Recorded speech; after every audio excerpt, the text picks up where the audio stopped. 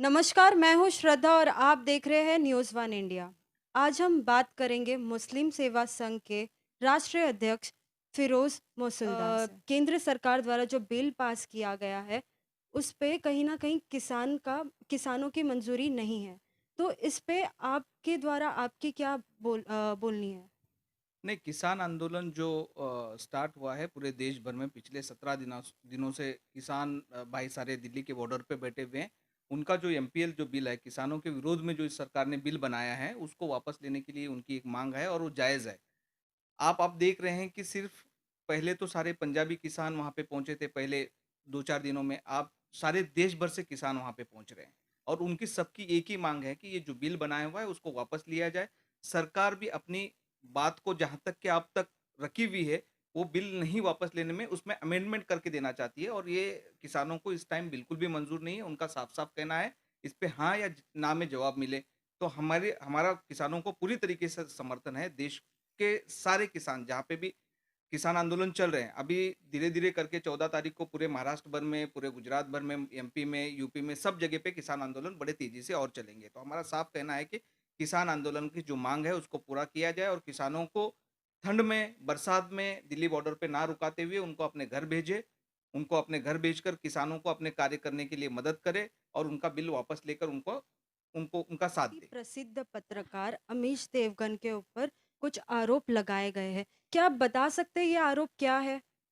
आमिश देवगन के ऊपर जो आरोप लगाए गए थे, उन्होंने ख्वाजा गरीबन नवाज़ जो हिंदरवली माने जाते हैं, इस देश के बहुत बड़े सूफ़ी संत हैं, उनके बारे में अपशब्द कहे थे। जैसे उन्होंने अपशब्द कहे थे, पहली जो एफआईआर है, मुस्लिम सेवा संघ की ओर से नांदेड़ में की गई और फिर ब देश भर में उन पे सवा 200 से ज़्यादा एफआईआर इस देश भर में हुए।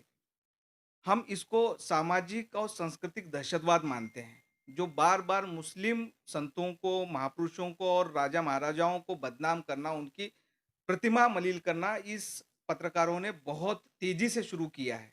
उसको कहीं न कहीं रोकना ज़रूरी था, इसलिए हम लोगों ने उन पर एक्शन लिया। हम सुप्रीम कोर्ट गए, सुप्रीम कोर्ट में रिज़वान मर्चेंट साहब जो बहुत नामी वकील हैं मुंबई के, उन्होंने उसकी पहल की और उन पे एफआईआर दर्ज हो गई है पूरे देश भर में और वो सारे एफआईआर अब अजमेर में एक पुलिस स्टेशन में संगठित होके उस पे अब कार्रवाई शुरू होगी। सब जितने भी एफआईआर हैं उनको सबको नोटिस दिया गया है कि आप आके आपका स्टेटमेंट वहाँ पे दर्ज करें।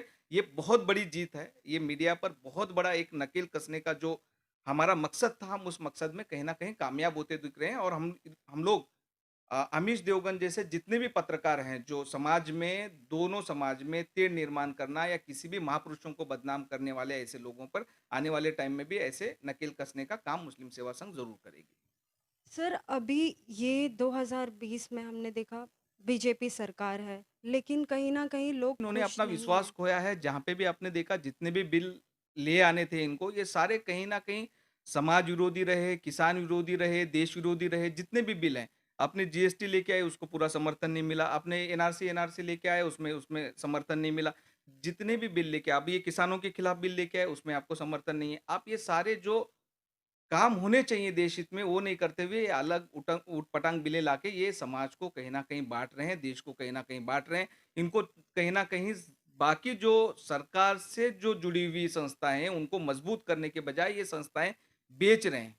यानी देश की जो महत्वपूर्ण संस्थाएँ हैं, जैसा भारत पेट्रोलियम में है, भारत रेल है, इनको बेचने का काम इस सरकार ने अब शुरू किया है। ये सरकार कुछ बना नहीं रही है। ये सरकार ने राम मंदिर बनाया, हम उसका समर्थन करते हैं।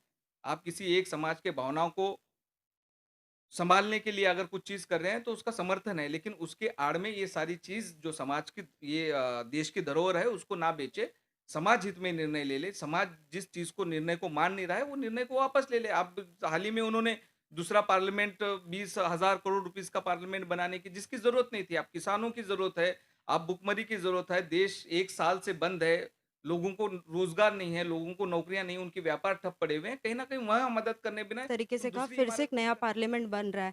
लेकिन हर साल जो जिस तरीके से पार्लियामेंट पे खर्चे होते हैं, उससे तो यही अच्छा है कि एक नया पार्लियामेंट बनाया जा रहा है। किया जा रहा है। नहीं, बिल्कुल नुकसान किया जा रहा है। अभी इस ये वक़्त नहीं है वो सारी चीज़ करने का। देश पिछले 1 साल से कोविड से जूझ रहा है, अभी उसका खतरा टला नहीं है और अपने दूसरी चीज़ों में इन्वेस्टमेंट करना और इतने बड़े पैमाने पे इन्वेस्टमेंट करना, उसकी ज़रूरत अभी नहीं है देश को। देश को अभी उसकी ज़रूरत किसानों को ज़रूरत है, उसको रोज़गार को ज़रूरत है, एजुकेशन में ज़रूरत है, मेडिकल में ज़रूरत है, यहाँ पे पैसे डालना चाहिए अभी गवर्नमेंट को। गवर्नमेंट उसके बजाय सेंट्रल गवर्नमेंट ये ऊट-पटांग धंधों में पैसे डाल रही है और जो धरोहर है, जितने भी सरकारी संस्था हैं, उनको सँभालने के बजाय आप बेच रहे हैं, आप एयरपोर्ट बेच रहे हैं। कई एयरपोर्टों को निजीकरण किया है इन्होंने, रेलवे का निजीकरण हो रहा है, भारत पेट्रोलियम का निजीकरण हो गया और एयर इंडिया बिक गई अब की। तो इनमें पैसा डालना चाहिए था, ये तो देश की धरोहर थी, आपको सँभालना आपका काम था। तो ये ना करते हुए ये सरकार सीधा-सीधा हमला कर रही है आम आदमी पे। आम आदमी गरीब से गरीब बनता जा रहा है और अदानी, अंबानी और ऐसे कई पूंजीपति अमीर बनते जा रहे हैं। ये सही नहीं है। आने वाले समय में सामाजिक संघर्ष होगा। इंटरनली जिसे बोलते हैं ना देश के अंदर इंटरनली एक उथल-पुथल चल रही है पूरे देश में। अब किसान भी जागा हुआ है जबकि किसान इस देश का 70% किसान इस देश का आत्मा है। देश किसानों के बलबूते चलता है, किसान जवानों के बलबूते चलता है, कि देश यहाँ के नौजवानों के बलबूते चलता है। आप उनको ही तकलीफ दे रही है सरकार, तो ये सरकार कैसे चलेगी? विश्वास सरकार ने पूरी तरीके से खो दिया है। सर, आपकी जो से संघ है, मुस्लिम सेवा संघ, ये किस तरीके से काम करती है, आप लोगों को बताइए? सामाजिक ऑर्गेनाइजेशन है, हम लोग अभी 20 राज्यों में काम कर रहे हैं। हम किसी भी राजनीतिक पार्टी का ना विरोध करते हैं, ना किसी का समर्थन करते हैं। हम सामाजिक काम करते हैं, हम समाज के लिए काम करते हैं, हम देश के लिए काम करते हैं। हम समाज के लिए काम मुस्लिम सेवा संघ नाम इसलिए है कि हम एक कम्युनिटी को आइडेंटिफ़ाई करके उनको मदद पहुँचा सकें। हम लेकिन सारे इंसानियत के लिए काम करते हैं। हमने पीछे देखा होगा पिछले 1 साल में कोविड के समय में हम लोगों ने 10,000 लोगों को खाना देने का काम किया, 30,000 फैमिलियों को राशन पहुँचाने का काम किया, कई लोगों को उनके घर तक पहुँचाने के लिए हम लोगों ने सुविधा उपलब्ध की और उसमें बहुत सारे लोगों ने हमारा खुलकर साथ दिया। तो किसी एक समाज के लोग नहीं हैं, हम जितना भी दबा-कुचला जो समाज है, जो पिछड़ा समाज है, उन सबको साथ में लेकर देश हित में कार्य हो, इसके लिए हम संगठन चलाते हैं। Sir, last but not the least, आप लास्ट में हमारे दर्शकों को कुछ कहना चाहेंगे, लाइक जैसे कि अभी कोरोना काल चल रहा है, तो उसके रिलेटेड आप कुछ संदेश देना चाहेंगे? नहीं, अभी तो संदेश यही है कि कोरोना का संकट टला नहीं है, आपको जितने भी गवर्नमेंट की तरफ से निर्देश दिए गए हैं, उसका पालन करना आपको बहुत ज़रूरी है। लस बन रही है, बनी हुई है, अभी तक बाहर नहीं आई, जब तक आप इन सारी चीज़ों पे बहुत ही सतर्क सतर्क रहे, देश सतर्क रहे और मैं चाहूँगा कि नौजवान, किसान और देश के महिलाएँ, बच्चे इन सारी चीज़ों का ख़्याल रखें और सरकार से हाथ जोड़ के विनती है कि किसानों का प्रॉब्लम सॉल्व करके उन्हें भी घर भेजें और देश में शांतता रखे और ये कोविड का जल्दी से जल्दी मसला खत्म हुई देश से खत्म हुई कोविड का संकट और देश खुशहाली की तरफ जाए, यही हमारी शुभकामनाएँ हैं। आज हमने बात किया मुस्लिम सेवा संघ के राष्ट्रीय अध्यक्ष फिरोज़ मसूलदार से।